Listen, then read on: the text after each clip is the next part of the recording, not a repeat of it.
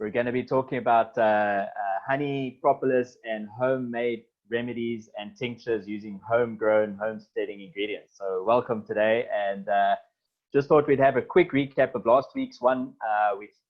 Tanya and I introduced ourselves, how we met, we told our backstory a little bit about how I've been in beekeeping for about 16 years, how Tanya's been in homesteading for about 8-9 years, and she's the tribe leader of the self-sustaining homesteading group on Facebook. And Abby's going to join us today because she's got her own little following of with regards to making home remedies and tinctures and stuff. So she's going to join us today and give us some insights on from her side as well with her experience.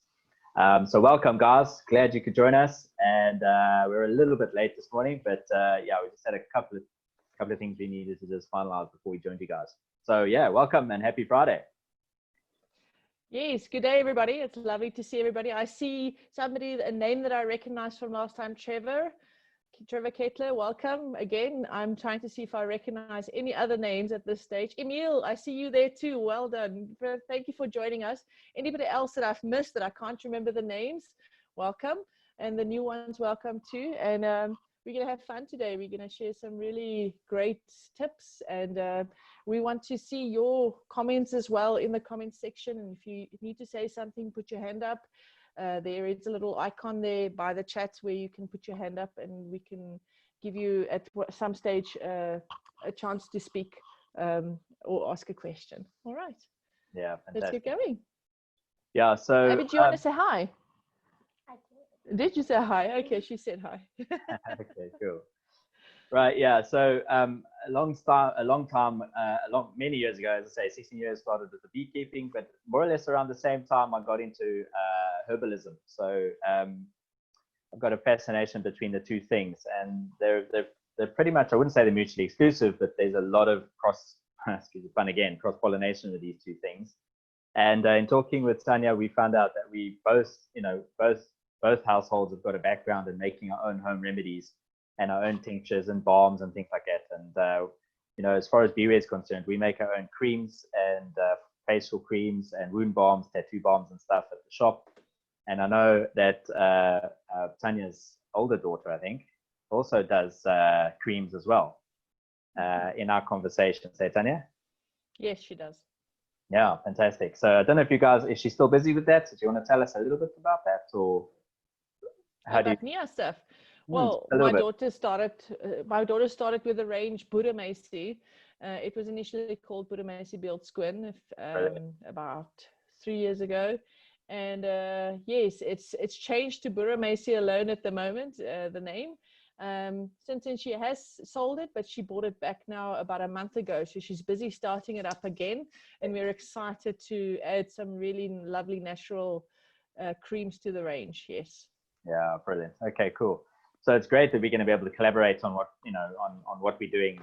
Even the talk today, we could touch a little bit perhaps on some wound treatment and stuff like that too, because it is the winter. Lots of people get cracked lips, they get cracked ankle, what do you call it, feet as well, and stuff like that, hands also. So that might be something we want to touch on, as well as the tinctures and other stuff we mentioned in the opening. Right. Quickly on that basis, I think the best thing to do is really to start off now with things, just to touch base about honey, right? If I can go into that quickly, because that for me is probably one of the most diverse ingredients that anybody could use if you're going to start beekeeping, or even if you don't keep bees right now, but you have a beekeeper in the area that you can get raw honey from. Okay. One of the biggest things that we've found over the years that I've been busy with this, guys, Tanya and everybody listening, is if you've got allergies, who's got allergies? Anybody got allergies? And anybody got pollen issues and stuff like that? Yeah, Emil, I see some hands up. Who else? Anybody else? Can't see many hands. I can't see videos, so that's cool. But I see a couple of people putting hands up and saying, yeah, if you want to chat, you can put chat comments at the bottom as well. And then we can actually see you guys sending us information as well at the same time and interacting. So feel free to put some comments in the chat, okay? But yeah, one of the best things about raw honey, especially when it's locally sourced and foraged with a beekeeper within about 5 to 10 kilometers of where you live, okay, that if you eat that honey on a regular basis, it a response from your immune system that basically lessens your reaction to pollen in the area, okay, and allergies then in your same area. It's kind of like the idea of when they give where they create antidotes, right? Pretty much most of the time when an antidote is created, a small, tiny amount of a snake's poison, for example, is given to a horse. And then after the horse survives that, it creates antibodies. They extract antibodies out of that, and that becomes the antidote. This works in a very similar way. You eat the honey that's locally found. It's going to have pollen. Raw honey is the idea. Okay, not stuff you buy on the shelves, because that stuff's not raw. It's imported. It's mixed. It's not very good quality honey. In fact, some cases it's fake honey. So buy it raw and eat it on a regular basis. 3 teaspoons a day. I wouldn't necessarily recommend putting it in hot drinks, because you will lose some of the oomph. Okay, you're going to lose some of its and the enzymes. efficacy, and the enzymes break down in hot water. So only from about 40 degrees and below, because the natural temperature in the hive is around 36 degrees anyway, more or less our body temperature, which is awesome, right? Does honey retain its rawness, if that makes sense? Its most efficient sort of enzyme state. Okay, so that's point number 1 about honey. If you've got allergies, you should be having it all year round, especially when there's high pollen coming up in the springtime. Okay.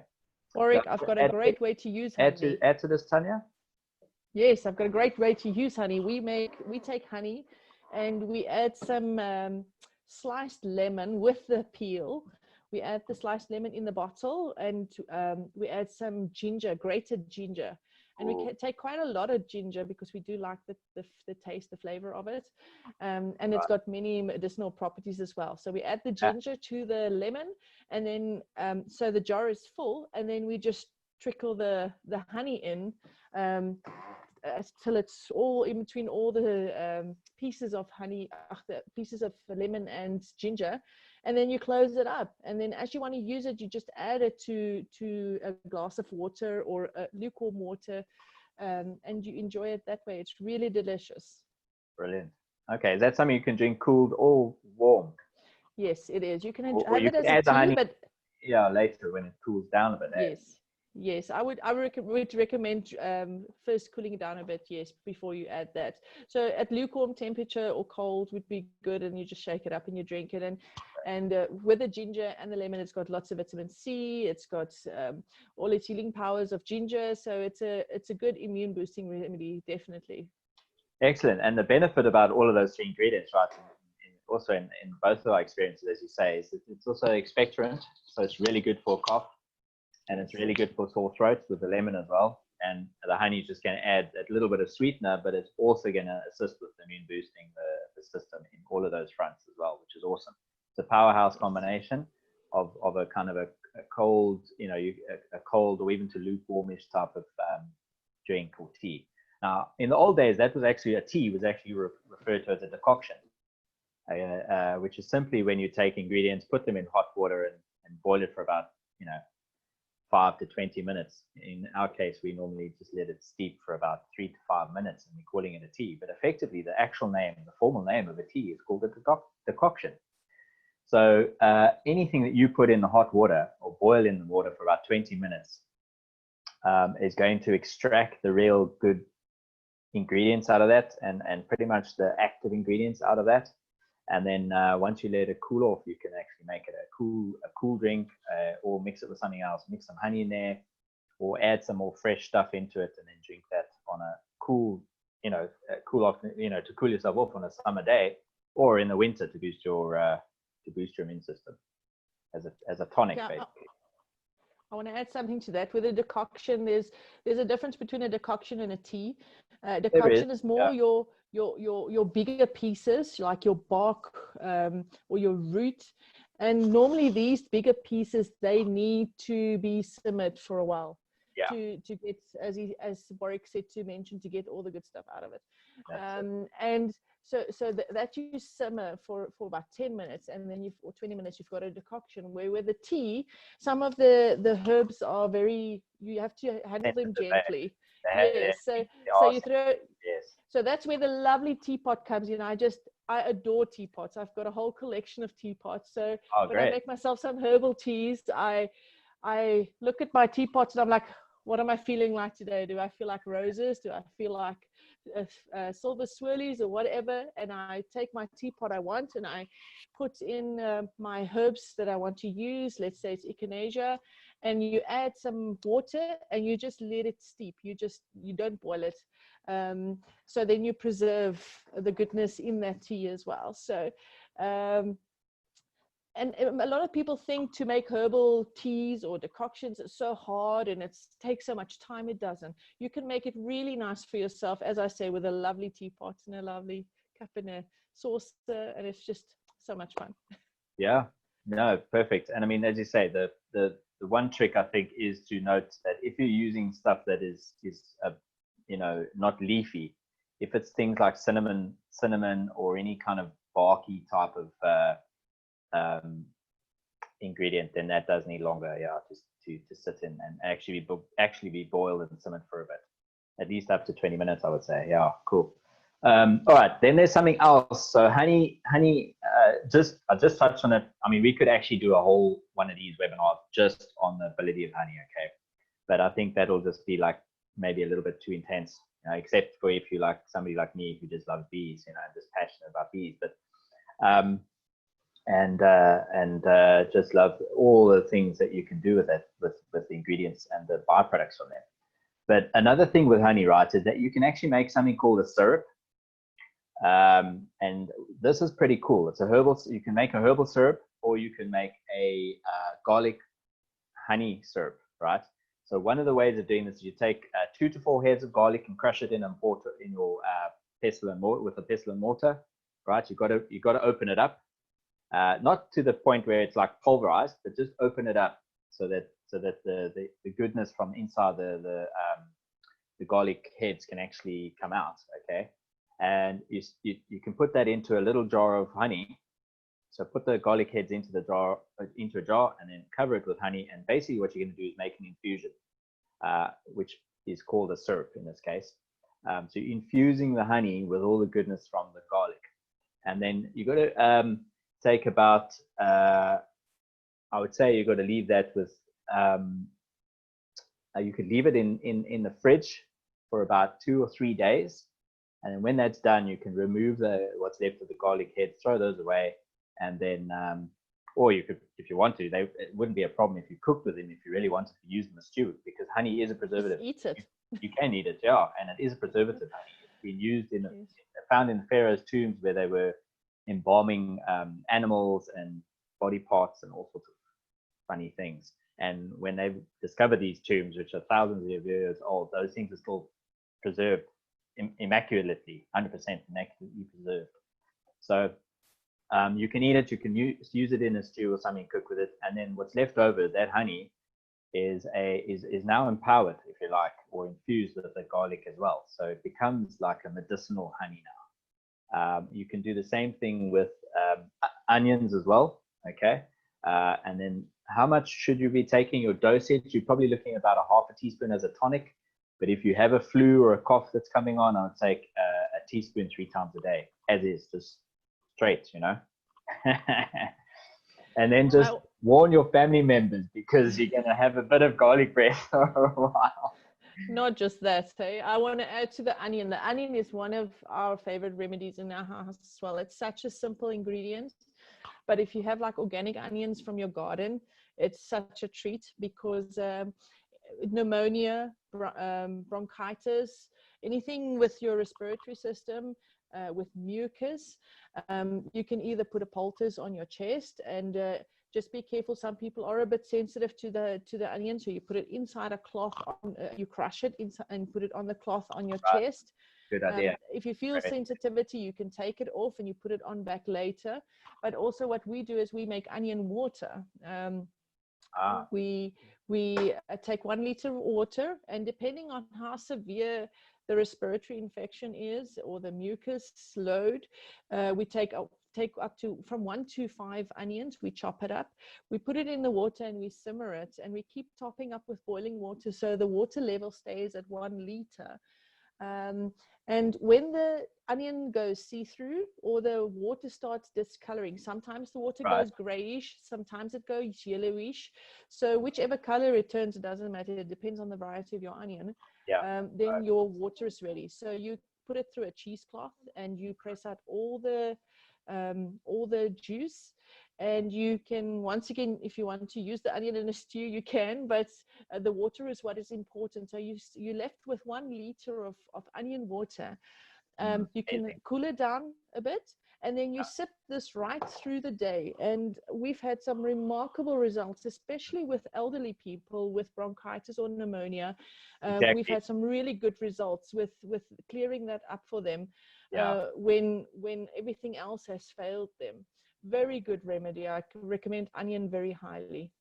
Yeah, no, I'd agree with that completely. And both the garlic and the onion are well known for respiratory problems, definitely. And actually, that's what's happening when you're breathing out while your breath smells, is because what's actually happening, right, is that when your body digests the onion and the garlic, the way that the onion actually expels some of that in the digestive process is through the actual lungs.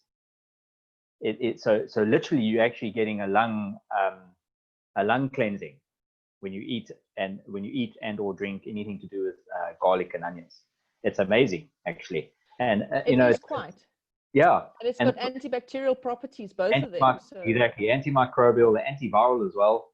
And they really are like powerhouses that anybody can grow or get hold of in their home, home gardens or out in the local farm markets. If you aren't able to get them yet, if you don't have access to them yet on your homestead or your plot or your small holding.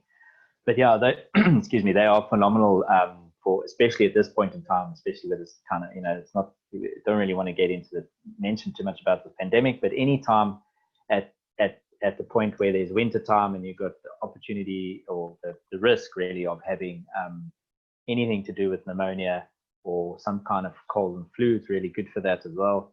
And then anything to do with the lungs, especially in terms of this pandemic, it's probably not a bad idea just to boost your immune system around that, just to get it strong, and keep it strong during the winter. It's only a couple more weeks and you guys are out of it, so it's cool. Yes. Well, while we're talking about this whole pandemic thing, I want to give Abby a chance, because Abby is going to show us something that's also very popular in our house. We don't go without it. So I'm going to hand over to Abby. Abby is, she'll tell you about herself. Let me just mute myself. So go for it, Abby. You're on.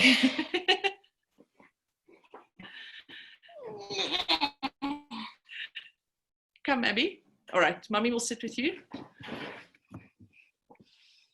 Hi, everybody. I'm Abby. Hi, everybody. My name is Abby. How old are you, Abby? I'm 10. Woohoo! Okay. Doing it for the kids. Yeah. All right. Now tell the people what herb we love in our house. Yes. Show them. Our favorite herb in our house is olive leaf. Okay. That's cool. We love olive leaf because it's got so many medicinal properties. Okay. Now tell them what you're going to make. Today I am going to make olive leaf Tincture. Yes, you can show them. This is how it looks afterwards. But that's valerian. That's valerian. Yeah. Okay. That's pretty cool. And we made it. We made one already. This morning. All right. What does it smell like? It's a strong smell. Strong smell. Does it smell like Can olive? make it. A green. Green. Okay. Okay, show them. How do you start? First, you need a clean bottle.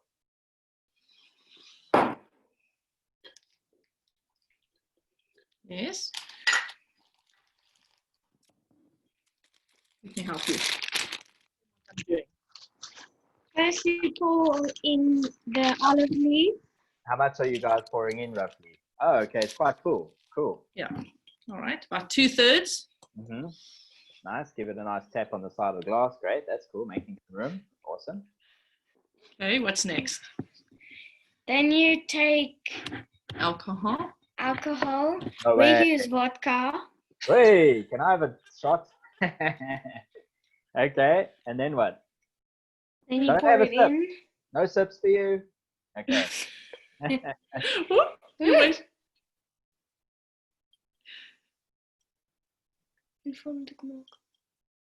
Up to the top.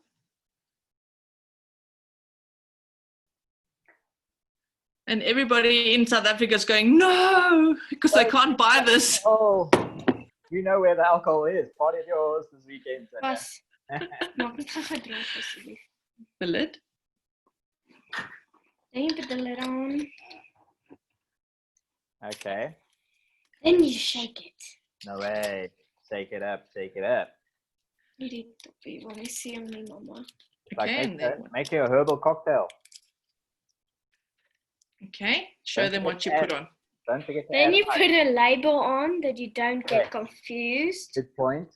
So what's on that label? What's the important stuff we need on that label? Olive leaf. And Yeah. what else? Is there anything else? What about when you made it? The date.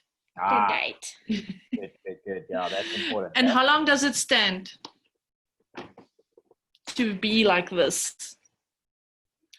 2 months. 2 months. 2 months time frame. Okay, so we're gonna miss this winter, but that's all right. We still got. We're preparing for the next. Yeah, and we still got to keep ourselves, our immune system boosted for pandemic and whatever else might come along. Hopefully nothing, but that is cool. And so, I just want to add, you keep it in a dark cupboard in your kitchen is a good place. And then you just go every day and you shake it. So she wants to say something else. One moment. Yeah, go for it. Okay, never mind. Carry on. Okay, I was going to say, yeah. So there's a couple of things that we can do when you're making a tincture or an infusion, for example, right? And to speed up the process is that you can heat it, but again, double boiler. You can use a double boiler and you can heat it, but obviously not to the point where it's boiling per se. Or if you're using a double boiler, then obviously you could heat it to boiling point. And then another way is to agitate it or shake it.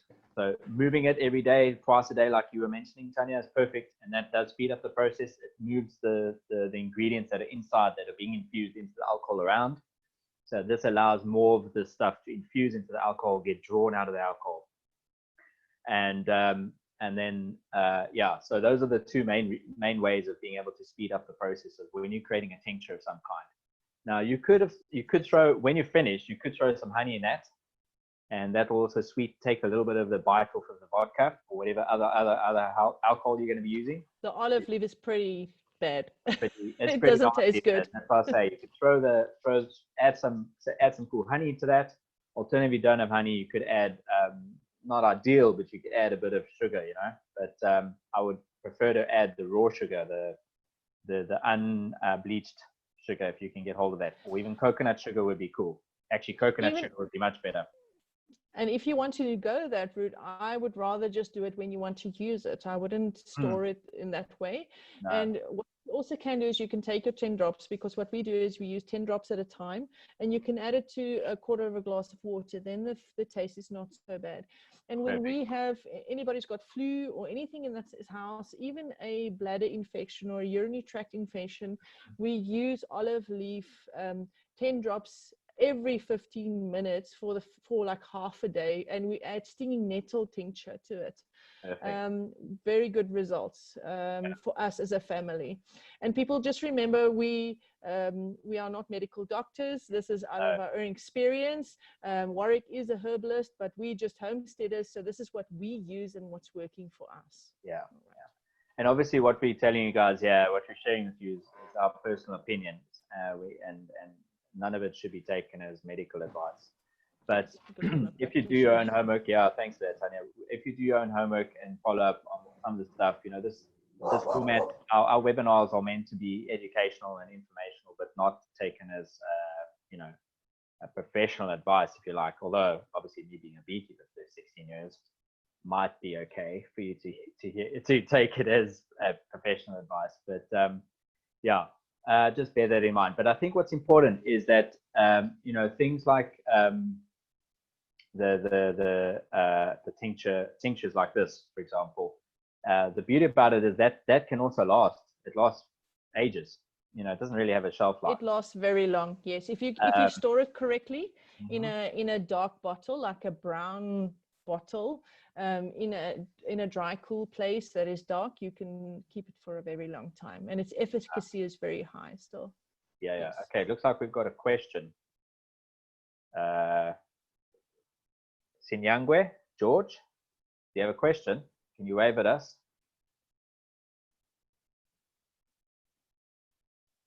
You need to unmute him, Warwick. Yeah, I'm about to do that now. Sinyangwe, just hold on a moment.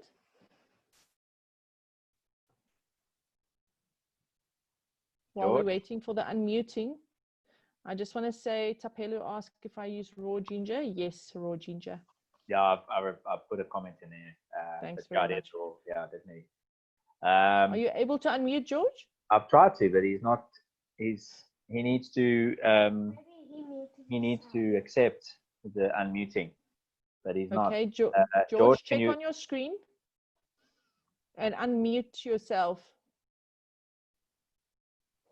Otherwise, he will have to type the question. Yeah. All right, but let's carry on now. I've tried to unmute him, but I don't know if he's able to do it from his side at the moment. He should unmute himself. That's the point, but I don't think he's finding it. He doesn't know how, maybe. Finding the button. It's at the top there, if he taps at the top. Yeah, I've sent him a couple of messages, but it doesn't seem like it's gone through. But that's okay. All right. Couple of other things around tinctures, right? So to make a medicinal kind of grade tincture, like the one that Abby's just shown you guys how to do, you can get what's called I think it's one. Ideally, you should be aiming at least about a 60 to 80% alcohol, okay, or 160 proof alcohol. Obviously, you don't want to get medical alcohol because that's like 100% proof and that'll kill you. Okay, so we don't want that. But what you do want is about 160 proof, which is around about 80%. So even 60% is good, is great actually. But anything sort of starting from below 40% alcohol probably going to have less of an effect when you're wanting to make yourself a tincture.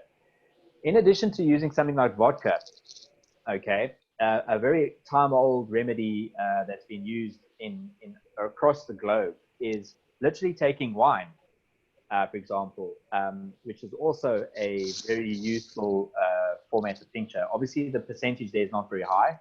So what ends up happening is that you do get a draw out of the effectiveness from the ingredients that you put in there, but it does need to be in there for quite a long time. So you can take wine, open it, put it in a new container, or within that same container, you can put it into the nozzle.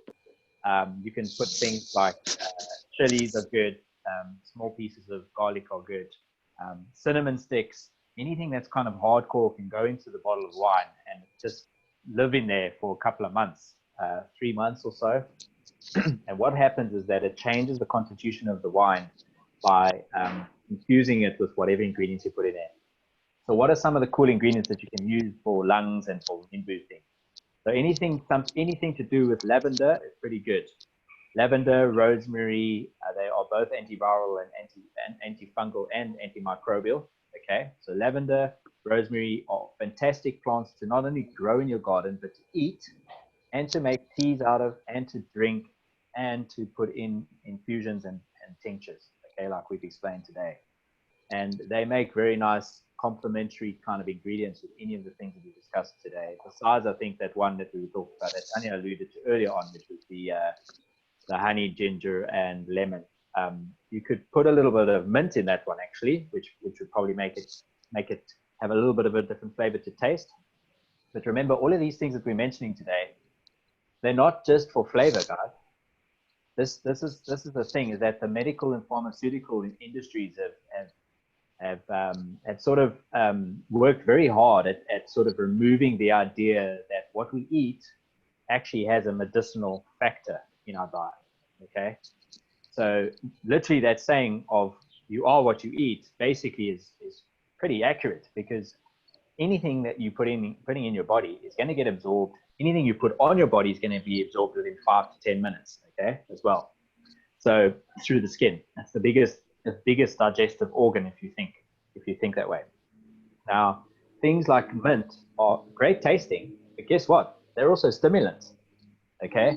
They're excellent for stimulation, for helping the mind have more concentration and focus. Now, a lot of people are aware of that particular one because mint is fairly, it's one of the better known ones with having biological and physiological effects on the body. But pretty much anything that you have in your garden that you grow,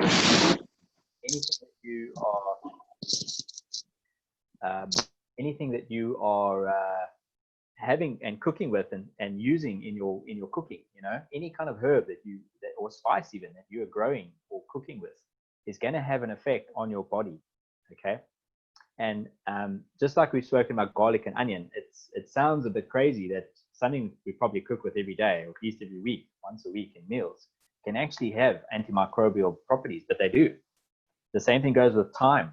The same thing goes with parsley. They all have built-in benefits for us for our immune systems and for our overall physiology. Okay, so we can't go through all of these today, but go through and have a look at what you've got in your kitchen, and then go online and actually go and look up what effects these particular ingredients can have on you, and then look at a combination of making those together. Yeah, Tana? Warwick, I want to bring something just home that when I want to go a few steps back, when you said you are what you eat or what you take in, it can't be truer, because I think there's something that we as humans don't realize. Our bodies don't just function out of its own, out of nothing. So depending what you put in here, it literally becomes part of your cell, and your cell is like the basic building block of your body. And so if you're gonna, let's use a stupid example, if you're just going to eat hamburgers, you're going to become a hamburger in a sense, if you understand what I mean. So if you're putting all this great stuff in, it becomes part, it supports your cells, it builds your cells. And if we think of building, it becomes part of it. I don't know how to explain it much better than that. And then we must start realizing that every time you put something in your mouth, you must think, is it going to build me, or is it going to break me down? And that's what makes herbs so lovely, because you've got all these things with all these properties. And remember, you don't have to be a herbalist. You don't have to remember everything off by heart. Like Emil asked now if nettle helps for allergies. And I took out my book and I'm like, I've never heard that nettle helps for your allergies. But then I went and looked, because there's no shaming having to go look for if it helps for it or not. There's a lot of amazing resources out there, and don't also think you have to have all these exotic herbs. It's powder arku that's antibacterial. So now, but powder arku, do you find it in South Africa? I don't think so. So you maybe find it in Dischem, but you've got other things. Powder arku is a great antibacterial herb, but you've got so many others that are already growing in your garden that is just normal. The fact that it's growing in your garden doesn't make it less of a powerful herb.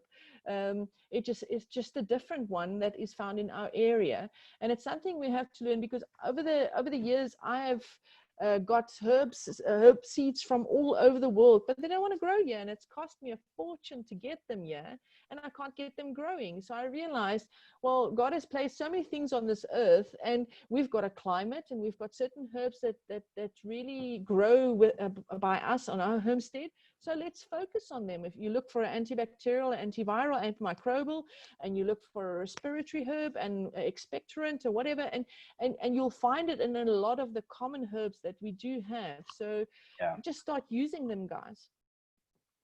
Yes. Yeah, I mean, it's a really good point. I mean, I've had this book. This is what got me started, this book, 20 years, about 20 years ago. I don't know, it's not kind of showing on the screen, but Herbal Remedies, okay?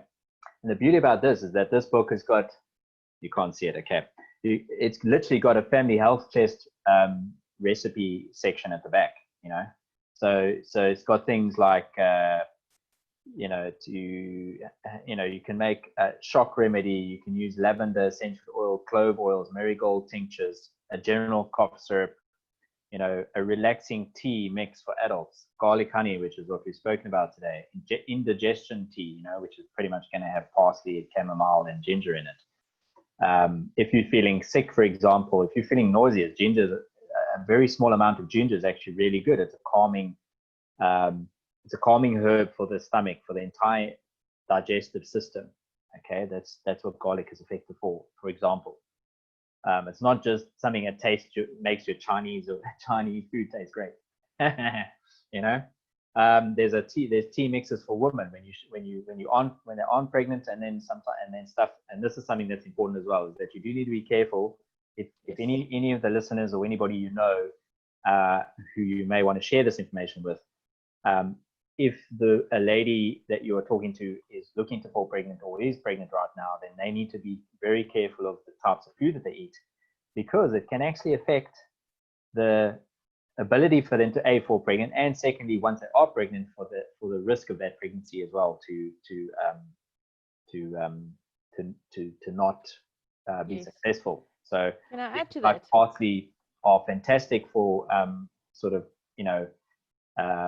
for women when it is that sort of time of the month, for example, and in general actually, but it's also not really that great if you are pregnant, because of the effect that it normally has if you're not pregnant. It's really good for the system, but not good for the system if you're pregnant, for example, as a woman. All right. Well, that's a good point. That's a good point, because the industry tries to make off that herbs is not effective, it's not working, but then I want to tell everybody, like you said, if you're pregnant or breastfeeding or want to fall pregnant, herbs are so powerful, and so we need to be careful with them. And if we need to be careful, then there's a reason, and that is because they are powerful. So please look into your herbs, what you can use and what you can't use during pregnancy, etc. And then, for instance, I just want to something that I made a note of earlier. There's a fantastic herb, yarrow. When you dry it and you grind it, you put it on wounds, it stops bleeding for minor wounds. And you can take it internally as well, and it for instance supports the growth of new bone marrow, etc. But you must also be careful. You must look at are the things, how much of it can you take. So you need to look at all these things, because it is so powerful. Dosage is important, and the contraindications. So please, guys, whenever you are looking at taking these things, even the home remedies are fantastic for all of us to be looking at doing as homesteaders, beekeepers, etc. It's products that we could be making and potentially, making available to the public. Just be forewarned and be aware that dosage is vital. Being able to explain to people that you aren't a medical professional or something like that. These are the guidelines. Dosage is vital. Cleanliness in any of your preparation for yourself, for your own use, and especially, of course, for anybody who wants to go on and make this a public, a product for the public. Barcoding, batch numbering, proper packaging and labeling, and proper cleanliness in your processing. I mean, effectively, all of your utilities should be, what do you call it? Sterilized. Sterilized, thank you. Yeah, with proper sterilization tablets and all that. Yeah, thanks, Tanya. But okay, I want to add to that. If we could just give me a sec, I'll cross over to you in a sec. Just quickly, just to run through my book quickly here, just so we have an idea, right? For colds, which pretty much going to be the lungs, and coughs. So colds and coughs at the moment, cinnamon is awesome. Okay, what else? Ginger we've mentioned is fantastic. We've got marigold, if you can get hold of it. Peppermint, we spoke a little bit. Sage is great. Sage is also fantastic for the throat. It's a really good expectorant, okay, which means coughs and stuff like that. It's really good. And again, you can make a tea out of it. You can make a tincture out of it. You can make a syrup out of it. All of those things you can do. You can gargle with it as well. What else is on the list here? Garlic we've mentioned already. Lemon is really good as well, and then onion we've mentioned. In terms of coughs, we've got aniseed, which would be interesting as a tea. Okay, so I've got it's an awesome herbal chart here that I've got that I'm just quickly able to refer back to this. But a lot of this knowledge is just in the back of my mind. Fennel's a really good one as well. Thyme we mentioned earlier on. Barley water would be great as well for coughs. So, and figs. The interesting thing about figs, if you go and research figs, right, and even if you look at figs, you know, when people talk about, and I'll come back to you, Tony, I haven't forgotten. The interesting thing about a lot of the fruit and veg and stuff that we eat, right, a lot of the time people mention things like, oh yeah, if you have the inside, if you look at a nut as well, if you have a look at the inside, it looks like a brain. You know, like you've got some nuts that look like a brain. Some fruits look like the body parts of our organs, right? Well, the fig, if you look at a fig, if you cut it open and you look at it on the inside, it looks like the nodules of our lungs. Okay, and it's been medically proven. This is not just a woo-woo kind of, you know, homesteaders or beekeepers kind of thinking here.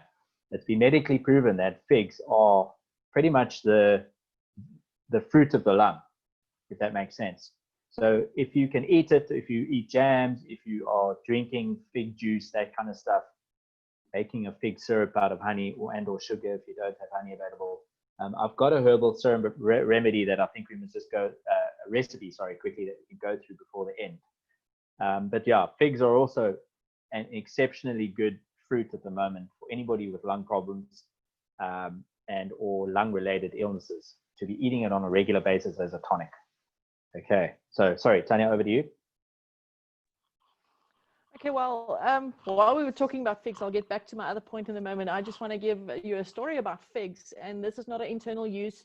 We had a horse, so if you've got livestock on your homestead with wounds, what happened to this horse? Somebody offloaded this horse. They didn't want it anymore. It was a wild horse, and it was just in the field running around there at the back. So we didn't see it every day because it was pretty wild. We couldn't control it. And then one day it came close to the fence and we saw it had a wound on its foot, on the back, just above its hoof, but it was already rotten. It was full of mires. Is that the English word? It is, right? For the fly larvae? Yeah. Maggots. It was full of maggots and it was rotten. So we got the horse in a crush and we tried cleaning that wound, and we were trying everything to clean that and get those maggots killed, etc. Obviously in the most natural way as possible, and it didn't work. And we read in the book I was reading, I've got these food science books and these medicinal herb science books, and I got to the fig and I'm like, and it says there you can use it for a wound. So what I did was I crushed the fig with the skin, because the skin has got alpha hydroxy acids in, and I put that fig poultice. Now we'll discuss a poultice and what's the other word? I'll get to that just now.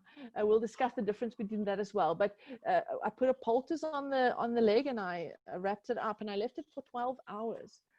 Right. And when I opened it after 12 hours, the skin was pink. There was nothing rotten anymore. There was not a maggot that was alive. It was all eaten up by this alpha hydroxy acid. And so the skin was pink. I put another poultice of fig on this time. I removed the fig, the peel, because it's got all the acids in there. So I just put the pink part of the fig on the wound. And after 12 hours, another 12 hours, there was actual growth on this wound. So it was starting to grow closed. And it was a matter of about 5 days, and this wound was just closing up completely. It was an extraordinary experience. And from there I realized the power of figs to heal wounds, especially if there's rotten material present. And even, as I say, if you just use the pink part when it's just for rejuvenating new cells, forming new cells, then that is the part that you use. So figs is an amazing remedy.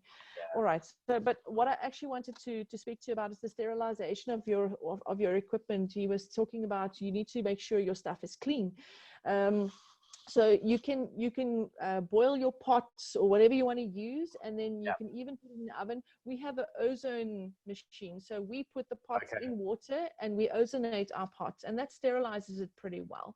And then you just let it dry off. But if you, for instance, are making things like creams or balms, etc., then even their herbs are helping us, because there are herbs with different antifungal, antimicrobial properties, like your aloe vera, your avo, your tea tree, your golden seal. All these herbs have properties that will keep your balm or your cream from going bad or getting infected bad. Because we don't want to put preservatives in. Yes, we don't want to put stuff like that in. Right. And on that point, I want to get to the honey. I'm sorry. When we're making a cream, I just want to give you guys a tip. When you make a cream, you have to add a water base and you have to add a type of oil. And immediately you've got this emulsifying problem. And then most people, what they do, they use an emulsifying agent that comes from petroleum, paraffin. But paraffin's molecular structure is so big that it fills up the holes of your skin where you're supposed to absorb it. And then your skin does not absorb the good oils and things. So you're wasting all your money putting in argan oil or whatever you want to put into your product, and it's just wasted because you're putting a petroleum byproduct in your product, and your body just cannot take it up. So what is the key here to emulsify your product? Beeswax. Beeswax and borax. So immediately you've got a natural product derived from your bees that you can use. And that's another thing with having hives on your property, on your homestead. You've got all these byproducts. You've got lovely natural beeswax that's still got this goodness inside, and you can use it to emulsify your creams, and you can make your own creams, your own balms, chest balms, you name it, you can make it. Yeah, that's perfect. Yeah, thanks for that, Tanya. And actually on our formula, we make all of our stuff by hand as well, all of our creams and our wound creams and our lip balms and stuff. And I've made it a point that we don't use water, because I believe that at least 40% of the majority of the creams and any skin lotion out there is water-based. Majority of that is water-based. It's got about 30 to 40% of water in it, which to me almost basically makes you paying for water. Like, I can just splash my face with water and it doesn't charge me any, you know. But so we've based all of our formula on not using any water at this stage. So far, we've been able to do that, and it does make the product a little bit more luxurious. It makes it a little bit more oil based. So for oily skins, it could be a bit of a problem, and we do, obviously advise clients about that. But yeah, very good point. That if you rather, whatever you're doing, one of the worst things ever is that what's that product, man? That petroleum-based product that everybody, Vaseline. That is a nightmare. Do you realize, guys, that you're putting petrol on your skin? Every time you use Vaseline, you are literally putting petrol on your skin. Go look up what petroleum is in, what ingredients are in Vaseline, for example. And that's not the only one. And so many people are using Vaseline and then they're like boiling it with their herbs and stuff, and it's just like such a waste. And it's horrible. It's toxic, in my opinion. And then it goes in the water and it goes everywhere. And then, how do you get that impurity out of that toxic stuff out of our system, out of the ecosystem, right? All right, let's just move on. So please, guys, be aware of what ingredients are actually in products that you're using for your skin, as well as for that you're taking internally. Okay, vitally important. It's one of the reasons why we talk about natural remedies, making the stuff naturally. I mean, I'll tell you a story. It's just a really quick story.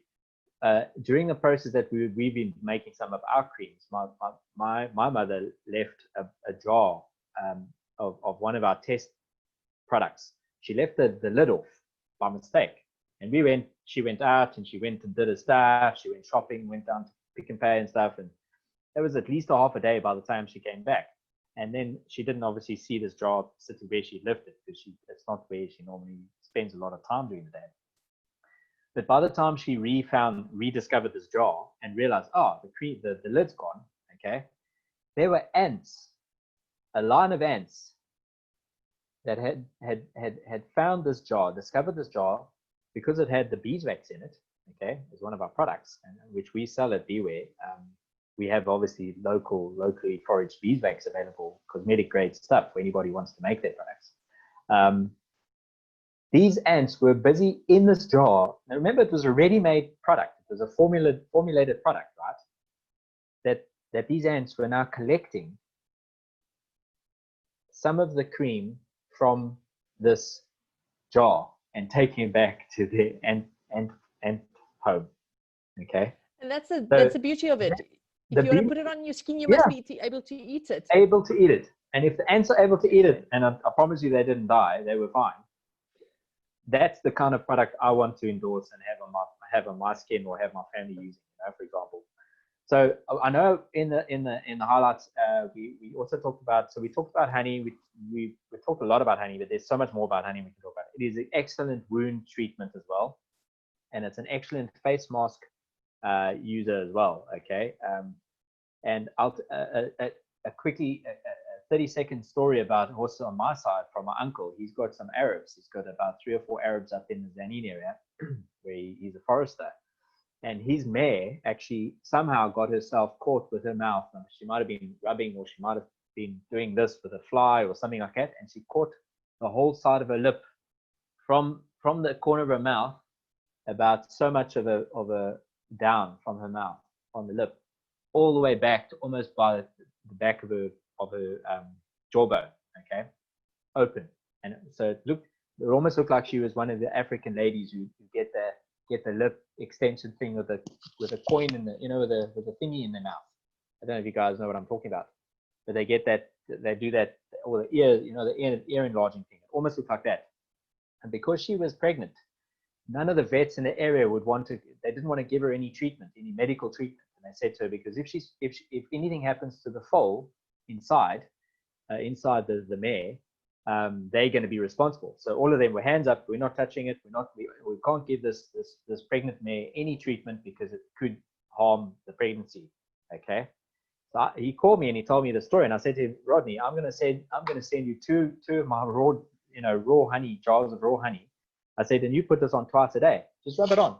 Don't do anything else. Just rub it on to the actual wound directly. And he said to me, within a week it had sealed. Okay. In fact, before even a week it had sealed. It sealed and it already started repairing itself.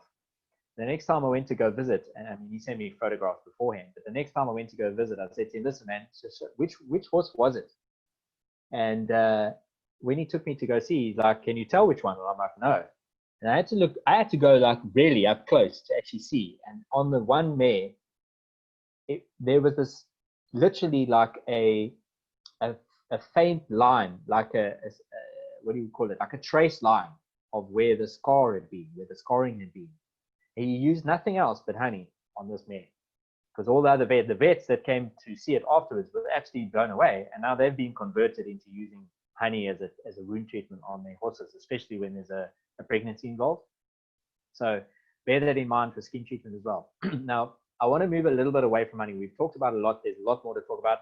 It has a natural hydroperoxide in it. So it is also antimicrobial.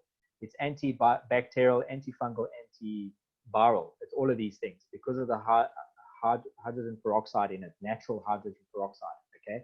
But it has to be raw, natural honey to have that. You can't buy the stuff off the shelves from Checkers or Pick and Pay, even Woolies to some extent. They're all importing honey off the shelf from China and other places, which are mixing honey with syrups, making sugar, making fake honey. So whatever you do, use your own honey if you're keeping bees. And if you're not keeping bees yet, you can come learn from us at Beware or go online and find out, subscribe to our newsletters and stuff like that. But get involved with beekeeping as a homesteader, or buy from a local beekeeper, okay? I want to move away from the honey quickly and go to Propolis, because we did mention it. We talk a little bit about Propolis, and I think to leave this one out as far as a byproduct from beekeeping is concerned is a bit of a crime. Propolis is what I call the bee cement, okay? It's literally what bees use to seal all the entrances and exits, and also to to isolate. effectively it does also isolate. It creates an internal climate, so it closes off the entire, makes it airtight. But they put a fine layer throughout the hive, covering literally everything with propolis. We might not be able to see it with our naked eye, but it's there. And the reason they do this is because, think about it, when bees leave the hive, they could be bringing all sorts of stuff back with them on their legs, and when they're collecting pollen, when they're collecting nectar. Okay, the nectar is ingested, but the point is, whenever they're collecting the pollen and wherever they're landing, they could be bringing all sorts of impurities and things back to the hive. And guess what? It's the same as us coming home and we don't take our shoes off, and we don't wash our hands, and we walk around the whole entire house with mud and whatever all over us, and shake it all off as we're working along. We get into our beds, we jump on our beds, we go into the kitchen, we walk all over the stove, and we put our hands all over the stove and all that kind of stuff. Can you imagine if we did that? It wouldn't work, right?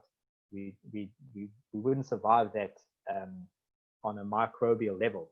So what bees have done is that they use propolis, which is a highly potent medicinal byproduct, in order to coat everywhere in the hive. And the reason they do this is because it creates a hygienic, a pharmaceutical grade hygienic scenario inside the hive. Now, how do we utilize this as beekeepers or as homesteaders? Well, whenever you open the hive, a lot of the propolis will be found underneath the lid, along the edge where the lid and the hive box meets each other. Okay. Now, I usually will take this out when it comes to kind of middle of spring, because it's not too cold. You don't want to do it now, because the bees need that airtight situation to keep warm and to keep the climate warm, okay, internally. But how does this work? Well, a tincture, like what Abby showed us to do earlier on, where you take a 40% or higher alcohol percentage fluid. Thank you, Abby. Well done. You take that, and you take your propolis that you've harvested from a hive, or you could buy from a beekeeper, and you place it inside the alcohol, okay? And again, give it a shake at least 2 or 3 times a day. And ideally, you can go buy this at like a couple of special herbalist shops and stuff like that. And usually there's only about 10 to 20% of propolis inside the alcohol, okay? Which isn't bad, but it's not as effective as if you had a 50%. So just compare apples with apples if you are going to go purchase the stuff for yourself as an immune booster, okay? The idea is you want to have a 50% potency. So you got 50. So if there's 100 mils or 100 mils of alcohol, you got sort of like 50 grams of propolis in that 100 mils. Okay, so there's a 1-to-2 ratio there. 50% propolis to 100% of alcohol. Okay, and you can make this yourself. I've made it many times. You just got to shake the bottle every like twice a day. Leave it in a cool area. It shouldn't be in the sun. And ideally, you should get one of those medicinal bottles that are brown, so that it does this, the UV rays don't hit the propolis in any of your tinctures that you're making. And then leave it like that for at least a month. I would say up to 6 weeks. When it's after that period, you strain it like Tanya explained with a cheesecloth. Get rid of any of the harder sort of materials, and then that can be used as a tonic. 3 to 5 drops a day in water, or even in the ginger and lemon and honey drink that we spoke about earlier on would be fantastic. And it's exceptional. It's an exceptionally immune boosting kind of ingredient and tincture. But propolis is also can be used for all sorts of other things. Now, when I went to the Ukraine in 2013 to go to a massive beekeeping symposium there, okay, I met some Russians that were using propolis for all sorts of things. I mean, you can use it for wound care. They were looking at using it for in things like surgery, for example, and creating massive and potent immune boosting kind of vitamins and mineral packages and stuff like that as well, even juices and things like that. So it was phenomenal. And something that we didn't mention on the highlight of the thing is bee venom. Now, the reason why I didn't actually mention that, but I am going to just touch on it briefly before we sort of close out for freaking ask for questions, is bee venom, which is difficult to get hold of commercially, you need a bee venom plant or process that we have tried out. It's quite difficult to do, but it is possible to harvest bee venom. My point is that bee venom is a byproduct of obviously beekeeping. I've been stung a number of times. In my lifetime, I've been stung, I reckon, about 200 times. I've been stung one time at one event. I was stung about 60 to 80 times. I lost count eventually. It was pretty nasty. I had to go to hospital. I had cortisol and steroids and all that kind of stuff given shots to me. But stings have been proven to be able to help with multiple sclerosis, bee venom. Okay, it's also the equivalent of natural Botox, and some people have come up with something called detox actually, because of its enlarging and inflammatory kind of effect on people. But it's also been proved to help in as a complementary treatment with dietary plans and stuff like that, to also remove lesions, completely dissolve and regress certain cancerous lesions in South America. So if you want to Google that, have a look at that as well. Okay, Tanya? I want to get back to propolis. You can tell me if I'm incorrect. As a homesteader, we need to, if we have our own hives and we're learning to maintain our own hives and we want to harvest propolis, I have been taught by another beekeeper that if you harvest propolis, you must check what propolis are you harvesting. So if it looks like where they seal the hive, then that's good propolis. But if it's just an odd blob of propolis somewhere on the hive, then they could be concealing something that has contaminated their hive, that is toxic to them, which could be toxic to you. Usually so you can. It's usually an enemy or a pest that's come into the hive that they've managed to attack and defend themselves by. So really good point. Thanks for that one. Yeah. And what they do is they basically they encase that enemy. If they can't get it out of the hive, they entomb it, so it protects the hive basically from any infection. So that's basically that's been caused by that enemy. So I've seen spiders, I've seen small lizards being covered. I've seen and in one case I've even seen a small mouse, has been, because they can't get it out.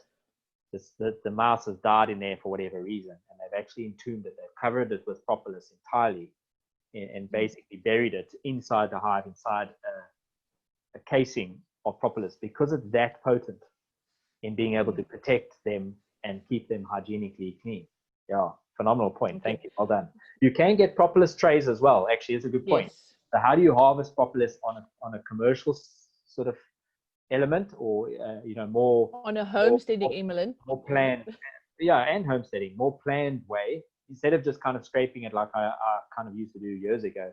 I used to scrape it off the lid, underneath the lid. I found a way that we created these propolis trays where if you put that under the lid, it creates a space which bees don't like. They don't like excess spaces. So what they do is that they're inclined to fill that space, and in doing that on this particular tray, you can get about 300 grams of propolis, which in the market, I mean, I'd pay for that. I'd buy that propolis from any beekeeper or homesteader that was prepared to make some reasonable amount, 2-3 kilograms of that a year, perhaps up to 10 kilograms, depending on how many hives you have. I'd be very prepared to buy that, as long as it's still going to be raw and in good condition. But you're more or less going to get about 100 to 200 grams per tray.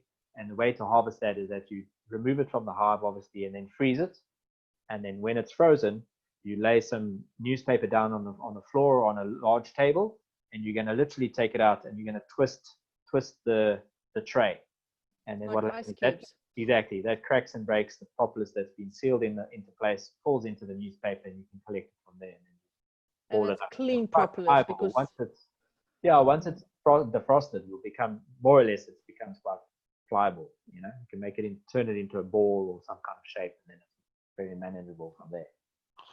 Yeah, good point. Brilliant. And then about the bee venom, don't try this at home. Get some professional advice and help if ever you want to do something like that. Yeah. It's also fantastic for, believe it or not, for arthritis. If anybody's got arthritis, especially in the hands. But, and I'll tell you a story. When I just before we finish here, just after I started beekeeping, we're talking 16 years ago, I had a local guy there in Midrand actually asked me, he said to me, listen, I used to have a friend that's now passed away who would give me a jar of bees that I would keep in the refrigerator. How's the story? Okay. What do you think he was doing with these things? Okay. Don't try this at home. Don't try this at home unless you, really are in dire need. And don't say that we said, obviously there are life-threatening issues here that if you react poorly if you are hyper-allergic to these things, then you could end up dying. Okay, so just bear that in mind. You can have tests to see if you are hyper-allergic. Everybody's allergic to these things because it's a poison, guys. It's toxic. It's a toxin. Okay, we all react to it, but we all react differently to it. Some people are gonna potentially hyperventilate and have anaphylactic shock, and their heart stops and they die. Okay, if they don't get to hospital or have anaphylactic injection. Other people like me, thankfully, who still are allergic to bee stings, I'm just going to swell up and I'm going to itch and I'm going to get a bit sore, and I will hyperventilate a little bit. My breathing elevates, my heart rate elevates, and it actually, to be perfectly honest with you, feels somewhat thrilling actually to have one sting or two stings for at least a week. For my personal experience is that it heightens my experience of life and living. It kind of, because it elevates your heart rate and all these kind of things, it kind of invigorates me.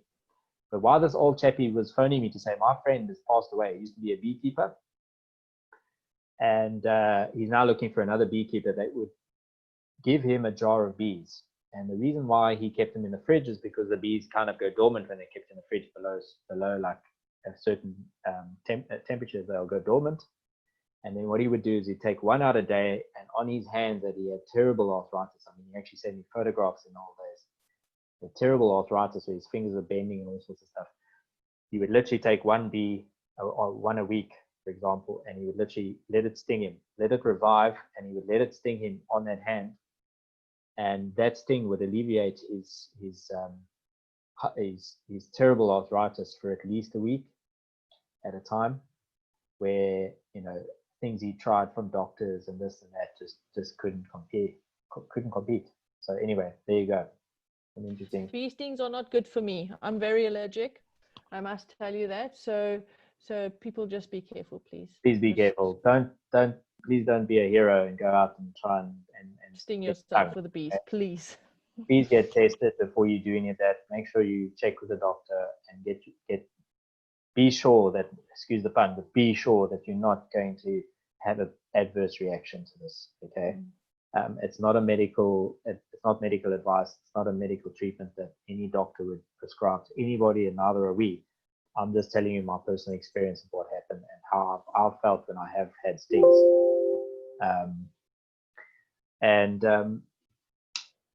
I think lastly, I just want to give this herbal syrup remedy to everybody quickly before you guys go, and then we'll wrap up for questions. If you take 40 grams of fresh herbs, whatever they may be, you can combine more than one. So like we spoke about earlier, ginger would be a good one, lavender, rosemary, sage would be a fantastic one, fennel and cinnamon would be perfect for immune boosting right now, for the lungs, for the pandemic, for COVID, because it's a viral kind of thing. We want antivirals in our immune boosting recipe, okay? Then you're going to take, so if you've got fresh, you're going to take 40 grams. If you've got dried, you need to double it, okay? You're going to take a big pot. You're going to take a big stainless steel pot. You're going to add 900 mils of water to that, okay? Ideally, it should be mineral water, not necessarily tap water. If you can get mineral water, use that, or your ozone kind of water. Then you're going to take 450 to 500 grams of honey, okay? But don't put them all in at once. You're going to take the herbs in the water, boil it for about 20 minutes, okay? Or get it to the boil and then let it simmer for 20 minutes rather. Okay, that's the idea. And once that's happened, then you're going to add the honey on. Actually, hold on. There's a step I've missed there. So once you've got it to the boil, let it simmer all the way down to about 200 mils. Okay, so basically what we're doing here is we're making a decoction. Okay, You're simmering it all the way down to 200 mils. So you've gone from 900 mils down to 200 mils. When that's done, strain everything, and then you add the honey, let it heat up just a little bit, mixing it all the time, and then let everything cool. Okay, so 900 mils of water, add in your herbs, let it boil for a couple of minutes, up to 20 minutes, if you're especially putting in cinnamon, for example, and then let it simmer. Let it just simmer. It doesn't need to be very hot, but let the steam evaporate so that you reduce. It's a reduction from 900 mils down to 200 mils. When that's done, strain it, add the honey, heat up the honey a little bit, not more than say 45 degrees, and then mix the stuff together. And then that is going to be your herbal syrup, depending on what you want to have happen with that herbal syrup, what effect you want it to have. You're going to determine what ingredients you're going to add to it. Okay, and that's pretty much a ballpark kind of herbal syrup, honey syrup using herbs recipe that you can use. Cool. Hope you guys enjoy that one. Okay. Oh, and then how much to take dosage wise. If it's a tonic, you just want to keep your immune system good over time. 1 teaspoon, 1 to 2 teaspoons of that a day would be perfect. If it's chronic, if there's an illness or whatever the case is, then I would up that to about 4 to 6 teaspoons a day while you're sick. The amount of honey, good question, Sinette. About 450 to 500 grams of honey. Okay. Robert also asked the question, do you use a soft propolis because it's naturally hard? Was Robert's question. Yes. Yeah, it's very difficult. Look, something I used to do, Robert, and thanks for that, it's a great question. Something I used to do literally is I would, like you take a tablet, a vitamin tablet, for example, after I collect my propolis, I don't bother, I do tinctures, and we sell them at the shop. We've got a serum that we sell at the shop with tinctures. But in my personal space, when I'm able to access propolis directly, I literally would take that piece of propolis home. I keep it in the fridge because it's self-preserving as well. It's so antimicrobial and antifungal, antiviral, anti-everything that pretty much it looks after itself, takes care of itself as long as it's kept in a clean environment, okay, or not being completely thrown into a dirty environment. You don't want to have sand and dirt and dust and all sorts of other things getting to it, okay? Keep it in a clean container. But what I used to do is take a little piece, make sure my hands are clean. I used to take a little piece, roll it into a pill size, and literally just pop a pill. Boom. I literally would take it like that myself.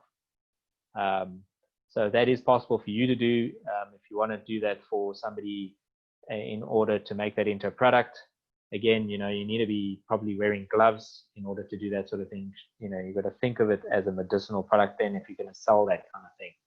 Whereas at least if you're putting it in the tincture with alcohol, pretty much the alcohol is going to make sure it's pretty clean. As long as your containers are clean, they've been sterilized, you've got a viable product there that you can sell to the public. But again, please make sure your labeling is correct. Okay, that's vitally important that you got a batch number. You're going to need to have a company details on there, an address, a phone number, the amount of the volume of the ingredient, the ingredients itself are going to need to be listed on that label. And I'm not a labeling expert, but I have a fairly good idea of what is required, legally required. Okay, so you need to have, and you need to indicate the amount that's being sold. So if it's a 50 ml jar, you need to have 50 ml on the label as well, for example. Okay, good question.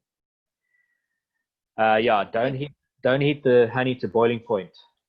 You just need to warm it up. So I'd say not more than 40 degrees, 40 to 45 degrees at an absolute push, so that you can mix it with the water, so that the two things combine together. Okay.